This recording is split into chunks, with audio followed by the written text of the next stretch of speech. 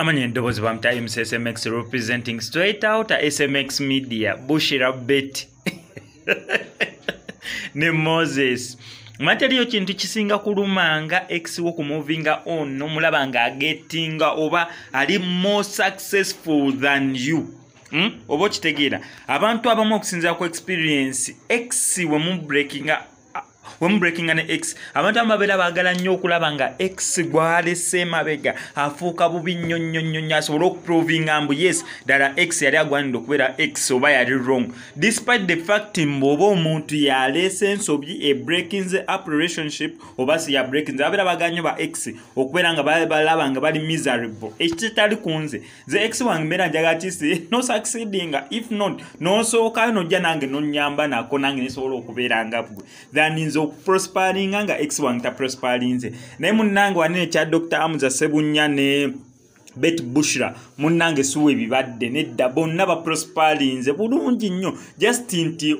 asookayo ku step emu nyate means agama mu breaking out to ne X embaga ne bira nakulu muno olwa X buli kimu nedda just Dr. Sebunya yasookayo busosi n'agenda okukyala owa Rema anakola introduction munnange yono gwe balekawo Dr. Sebunya gwe yalekawo mukyala amanyikiddwa nga Bet Bushra ye munnanga zempola nga baledi bamala dokola ebintu byabwe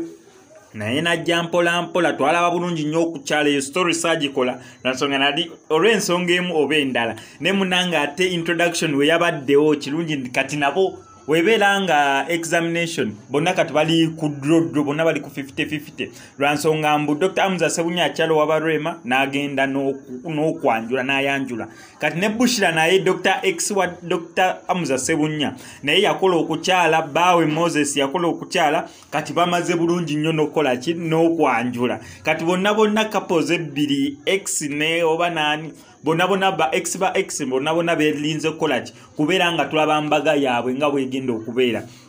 yani egenda okusooka ya Dr. Amuza Sebunya ne Rema Namakula oba embaga ya X wa Dr. Amuza Sebunya amanyikiddwa nga Betty Bushira yegenda okusooka nga ali wamu nebba omulungi amakinyirwa nga Moses baminega gwe yalonze naye gayi mulungi mukakamu nodde mukyala kamanyi okulonda ono Bushira ono Betty ayinza obeera nga kubanga otunula Dr. Amuza Sebunya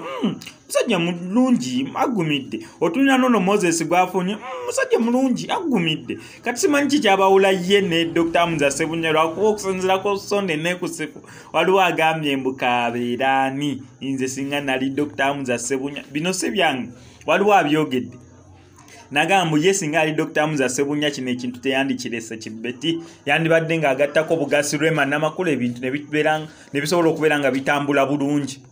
naye nga nze naawe ffenna kye tusinza okubeera nga twesunga zembaga z'abantu banene ababiri mostly nkimanyi abasinga musinze kubeera nga mwesunga mbaga ya Rema Namakula ne Dr. Amuza Sebunya naye nze neya Bet nayo gyesunze kubanga bambi mukazi wattu yali mukakamu yakuuma eddembe wali edisaga zonna we zaabeererawo naye sina yekka bambi ne Dr. Amuza Sebunya kyaka eno kapo bambi baali bantu bakakamu from the beginning ne Dr. Amuza Sebunya bambi musajja wattu yakuuma obukakamu n'akuuma eddembe ne boogera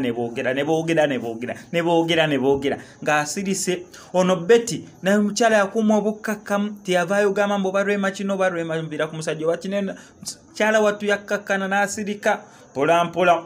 twagenda okulanga omukyala wuuyo akyazizza omwana mulenzi Moses tugenza okulanga mwana mulenzi Moses atuukiriza ekisuubizo n'ajja ewaka n'ayanjula kati tulinze Moses kubeera ng'omwana w'abaya ndi omuggyako empeta yankusibiddeawo muteekeko empeta omuggyeko n'empeta yankubuukinze si gye bambaza ku gundi kwanjula then n'oteekako ya nkusibiddeawo oba